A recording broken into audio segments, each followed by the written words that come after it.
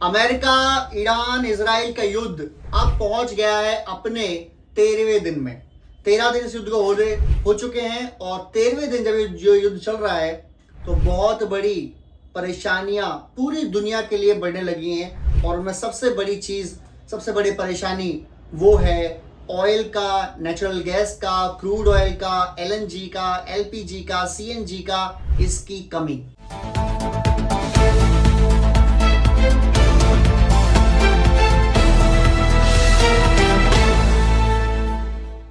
Hello friends, America, Iran, Israel का युद्ध अब पहुंच गया है अपने 13वें दिन में।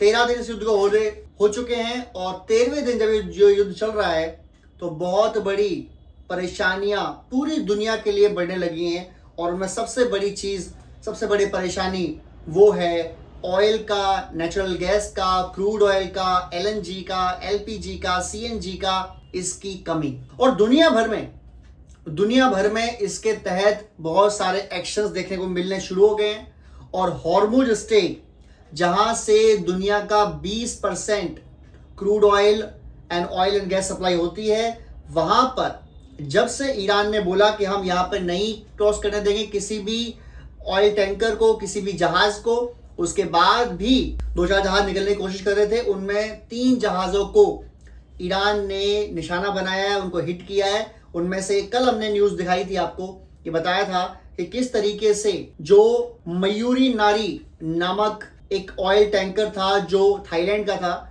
वो आ रहा था निकल के जब हॉर्मुज स्ट्रेट से, तो उसको हिट किया गया। और जब ये हिट किया गया तो बेसिकली गुजरात आ रहा था और इसको गुजरात आने से रोका गया।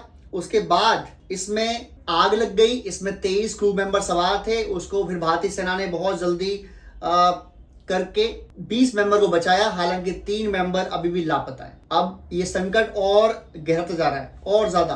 अब 2-3 चीजें हो रही हैं इसमें, जो लड़ाई चल रही है, लड़ाई अपने पीक पर है। एक तो ईरान ने अपना पैटर्न बदल दिया है लड़ने का, जहां पहले उन्होंने बहुत तेज हमले किए थे, बहुत ज्यादा मिसाइलें फायर की थी, बहुत ज्यादा ड्रोन्स फायर किए थे। अब उन्होंने उसको कम कर दिया है, लेकिन वो हमले कर रहे हैं लगातार। अब कुछ लोगों का मानना यह है कि ईरान के पास जो है मिसाइल्स की, ड्रोन्स की कमी आ गई है, इसलिए उन्होंने ऐसा किया है। लेकिन जो एक्सपर्ट है वो ये मान रहे हैं कि नहीं, ऐसा नहीं है। ईरान बेसिकली ये कोशिश कर रहा है कि इस युद्ध को करना है लंबा। अगर इस युद्ध को लंबा करना है, देखो पहली बात तो ये जाहिर है कि ईरान पर इजराइल के, अमेरिका के हमले लगातार हो रहे हैं। जब हमले हो रहे हैं तो उनके जो लॉन्चर्स हैं, मिसाइल लॉन्चर्स हैं, ड्रोन लॉन्चर्स हैं, मिसाइल की जो स्टॉकेज है, जो ड्रोन की स्टॉकेज है, वो जरूर हिट हुई होगी। मानते हैं कि 50% अगर उनकी हिट भी हो गई तो भी एक रिपोर्ट ये कहती है कि उनके पास तकरीबन 80,000 ड्रोन है।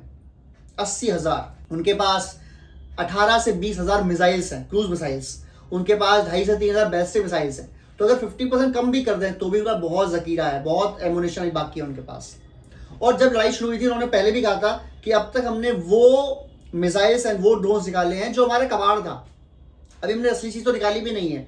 और हमने सोचा शायद झूठ बोल रही है, बट उसका इफेक्ट अब दिखने लगा। शुरुआती दौर में Iron Dome, Iron Beam, Patriot defence system, THAAD defence system जो इजराइल में लगे हुए हैं, जो अमेरिका के बेसिस पर लगे हुए हैं, उनसे बहुत ज्यादा मिसाइल को डिस्ट्रॉय किया गया, बैलिस्टिक मिसाइल को रोका गया, सब रोके गए। लेकिन अब लास्ट 4-5 दिन में ज्यादा खबरें आ रही हैं कि ईरान एक तो हमले कम कर रहा है। हमले कम से मतलब है क्वांटिटी कम कर दी है उन्होंने। एक बार में 10 मिसाइलें, 8 मिसाइलें, 6 मिसाइल भेज रहे हैं और वो गिर भी रही हैं। उन्होंने क्लस्टर बम गिरा दिए इजराइल के ऊपर, उन्होंने मिसाइल गिरा दी इजराइल के ऊपर। इसका मतलब अब उनके जो अटैक्स हैं वो इफेक्टिव हो गए हैं, जो पहले इतने इफेक्टिव नहीं थे, अब वो इफेक्टिव है। अब इफेक्टिव क्यों है? अब इफेक्टिव इसलिए है क्योंकि अब उन्होंने एक तो लेटेस्ट मिसाइल निकाली है अपनी, और दूसरा अब इजराइल का या अमेरिका के जितने डिफेंस सिस्टम है उनकी एग्जॉस्ट होना शुरू हो गए वो चीजें।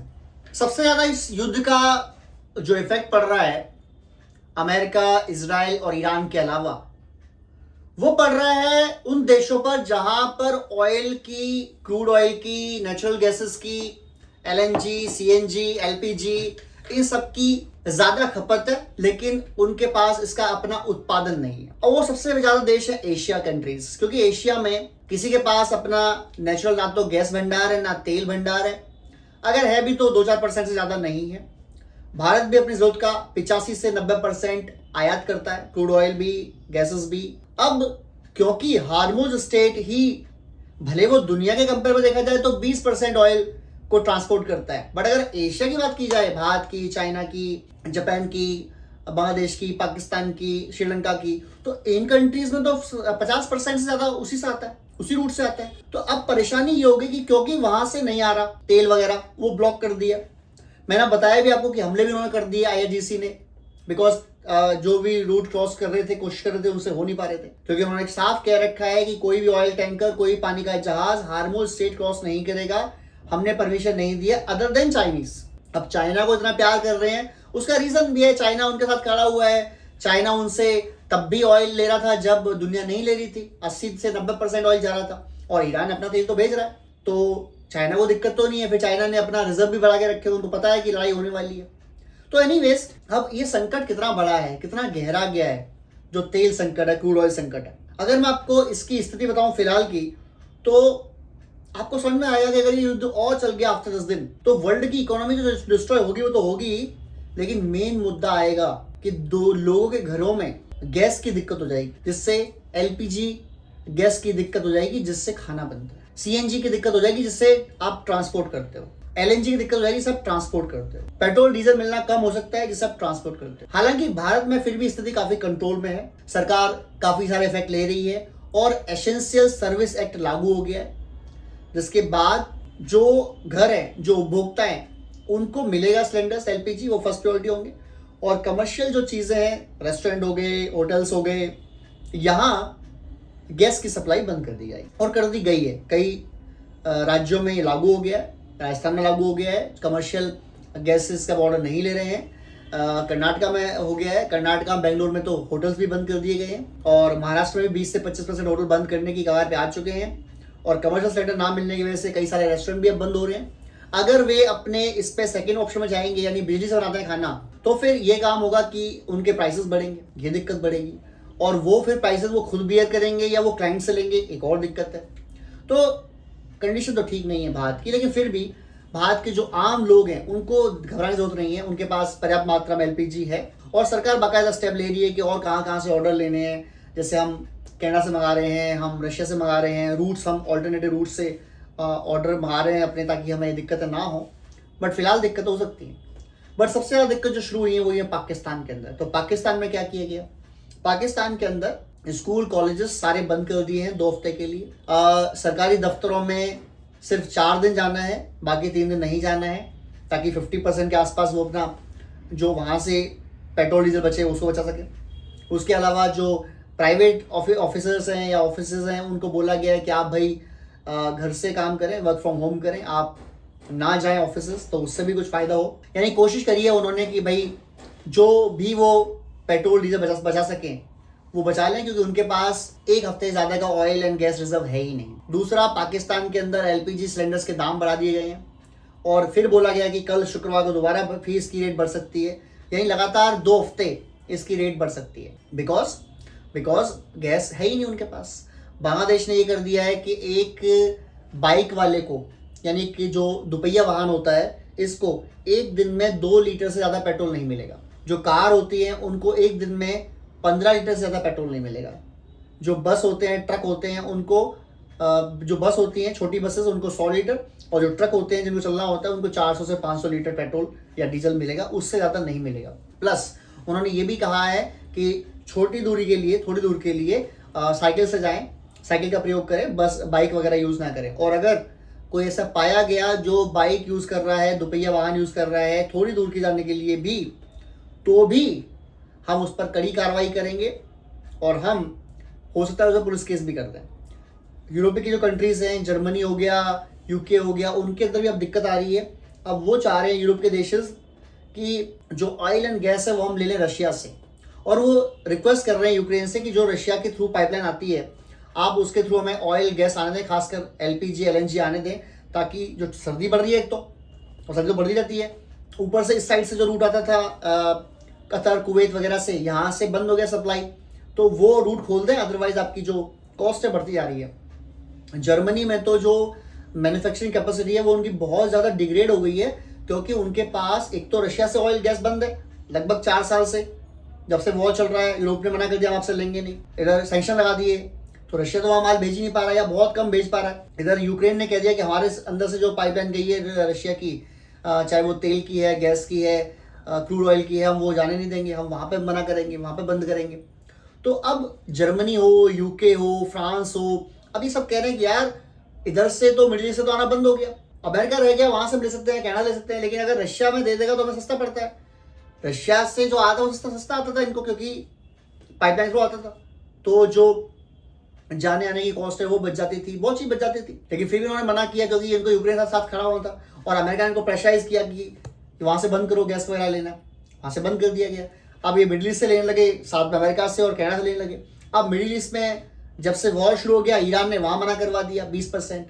तो अब यहाँ पर जर्मनी हो, फ्रांस हो, यूके हो, स्पेन हो या स्वीडन हो, इन सब जगह, नॉर्वे हो, ऑयल एंड गैस की बहुत ज्यादा परेशानी हो चुकी है, बहुत ज्यादा परेशानी हो चुकी है। और ये परेशानी इतनी ज्यादा हो चुकी है कि जो रेट है वो तो बढ़ ही रहे हैं, लेकिन रेट बढ़ने के बावजूद सप्लाई नहीं मिल रही। एक तो होता है आपने 100 रुपए की चीज को 200 बेच दिया, ठीक है, और फिर भी सप्लाई मिल रही। जो क्रूड ऑयल है जिसे हम ब्रेंट बोलते हैं, उसकी रेट जो थी इस वॉर के शुरू होने से पहले वो $70 के नीचे थी, यानी $70 प्रति बैरल से नीचे थी। अब वो बढ़ते बढ़ते 100 के पार आज फिर निकल गया, सोमवार को 115 पहुंच गया था वो। और ईरान कह रहा है कि हम इसको, इस रेट को 200 करवा देंगे अगर हमारे वॉर नहीं रुका तो। और अगर मान लो $70 प्रति बैरल का ऑयल, क्रूड ऑयल अगर 200 की रेट में पहुंच गया, तो आप समझ लें कि आपके घर के खर्चे जो 1 गुना हो रहे थे वो 3 गुना बढ़ जाएंगे उसके, क्योंकि आपकी सब्जी महंगी होगी, दाल महंगी होगी, आटा महंगा होगा, हर चीज महंगी होगी। जब ऑयल एंड गैस महंगा होता है तो फेयर महंगा होता है, किराया महंगा होता है। जब किराया महंगा होता है तो रेट महंगी होंगी, और रेट महंगी होंगी तो जेब से आपकी जाएगा, आम पब्लिक से जाएगा, चाहे वो भारत हो, पाकिस्तान हो, चाइना हो, इंडोनेशिया, कोई भी हो, उन पर रेट फर्क पड़ेगा। हालांकि चाइना इसमें अभी भी विजेता है, क्योंकि चाइना के तो रूट्स क्लियर हैं, वो तो माल जा रहा है, ईरान ही भेजता है, और हर स्टेट ईरान ने अपने तो क्लियर रखा हुआ है, तो ईरान भेज रहा है। अब अमेरिका ये कर सकता है कि ईरान के जहाज को रोक ले, अगर अमेरिका ये चाहे तो ये कर सकता है कि ईरान के जहाज को रोक ले, लेकिन फिर वो क्या होगा, उससे क्या होगा कि चाइना भी मार्केट में आएगा, तो फिर ये प्राइस और भागेंगे ऊपर। तो कोशिश ये है कि यूएस की भी और सारे देशों की कि यार ये क्रूड ऑयल जो है इसको $100 से नीचे रखा जाए, हो सके तो 80 तक रखा जाए। हालांकि ये 65 के आसपास था, 60% के आसपास ये वॉर से पहले, और उम्मीद थी कि जब से वेनेजुएला का तेल मार्केट में आ जाएगा, बिकॉज अमेरिका उसे क्लियर कर देगा, तो ये क्रूड ऑयल प्राइसेस और गिरेंगे, हो सकता है $50 प्रति बैरल पे आ जाए। अब वो 50 होने जगह 100 पार हो चुका है, आज भी रेट 100 रुपये है, 100 रुपये बोल रहा हूँ, $100 प्रति बैरल है, और कल ये 500 और $200 भी हो सकती है। और मैं बता रहा हूँ आपको, अगर ये क्रूड ऑयल प्राइस अगर 150 भी हो गया ना, 150 रहने दीजिए आप, 125 भी हो गया ना, अगर भारत की इकोनॉमी आज जहाँ खड़ी है वहां से 10% और गिर जाएगी। और अगर ये 200 पहुंच गया, कोई बड़ी बात नहीं कि भारत की इकोनॉमी 15 से 20% और गिर जाए, और पाकिस्तान जैसी इकोनॉमी तो खत्म ही हो जाए, लगभग बांग्लादेश की इकोनॉमी लगभग खत्म हो जाए। हालांकि बांग्लादेश को ऑयल जा सके, तेल जा सके, इसकी रियायत देने की सुनवाई चल रही है ईरान के अंदर। अगर वो मान जाते हैं, सोच लेते हैं कि चलो ठीक है बांग्लादेश को भेज देते हैं हम, तो शायद वो भेज दें बांग्लादेश को, लेकिन फिर शायद वो तेल भी ईरान का ही होगा। तो अभी इस पर इफ एंड बट्स हैं, बट अगर भेजते हैं तो चलो इससे कुछ तो प्राइसेस कम होंगे। बट मैं कह रहा हूँ आपको, मैं गारंटी दिख के दे रहा हूँ, अगर ये 15 दिन से 20 दिन वॉर और चला, क्रूड ऑयल प्राइसेस 150 पार होंगे। और अगर क्रूड ऑयल प्राइस 150 पार हुए, भारत की इकोनॉमी 10% और गिरनी है, 15% और गिरनी है, कंफर्म्ड बात है। महंगाई बढ़ेगी, हाहाकार मचेगा, और अगर गैस वगैरह सप्लाई प्रॉपर नहीं हुई तो फिर जो लोग आम जिंदगी जीते हैं उनको भी दिक्कत आएगी। कमर्शियल जिंदगी तो शुरू हो गई दिक्कत आना। अगर आप ये देख लें कि होटल्स बंद हो रहे हैं, अगर आप ये देख लें कि जो कमर्शियल स्टैंडर्ड्स हैं उनके ऑर्डर्स बंद हो रहे हैं, अगर आप ये देख लें कि जो LPG घरों में आती है उसकी अब देखा जा रहा है कि 25 दिन से पहले आपको ऑर्डर नहीं करनी। हालांकि एक बात और भी सही है कि पैनिक बहुत ज़्यादा कर देते हैं भारत के लोग या किसी भी देश के लोग। उनको लग रहा है कि यार ऐसा ना हो कि गैस मिलना ही बंद हो जाए, तो एक काम करो, 2 की जगह 3 भरवा लो सिलेंडर। जो सिलेंडर 25 दिन में खत्म होता है उसको पहले भरवा लो। मतलब हम वेट नहीं कर रहे कि यार 25 दिन बाद खत्म होगा तो हम ऑर्डर कर लेंगे, तब तक हो सकता है वॉर खत्म हो जाए। क्या ये लोगों को लग रहा है कि वॉर 25-30 दिन, महीने और भी चलने वाला है? और अगर ये लग रहा है तो फिर तो हाल बहुत भयावह होने वाले हैं। दूसरा, सरकार भी इसमें नियम बना रही है कि अफवाहें ना उड़ाएं लोग। सरकार इसमें नियम बना रही है कि जो ऑयल एंड गैस ऑर्डर है उसको प्रॉपर तरीके से किया जाए, सिलेंडर्स को प्रॉपर तरीके से मेंटेन किया जाए। काफ़ी कोशिशें हैं। जो भारत में LPG मैन्युफैक्चरिंग होती है उसको बढ़ाया गया है। जो रिलायंस की कैपेसिटी है, उसको क्लाइंट्स वाले कह रहे हैं हम 24 घंटे काम करेंगे ताकि इंडिया में एलपीजी की दिक्कत ना आए, वो सब ठीक है, लेकिन फिर भी दिक्कत तो आ सकती है अगर वॉर चला भी ना तो हम सबको मिलके काम करना है, इसमें सरकार का साथ देना है, सब मिलके काम करेंगे तो ज़्यादा दिक्कत नहीं आएगी। बाकी होप फॉर द बेस्ट। जय हिंद, जय भारत।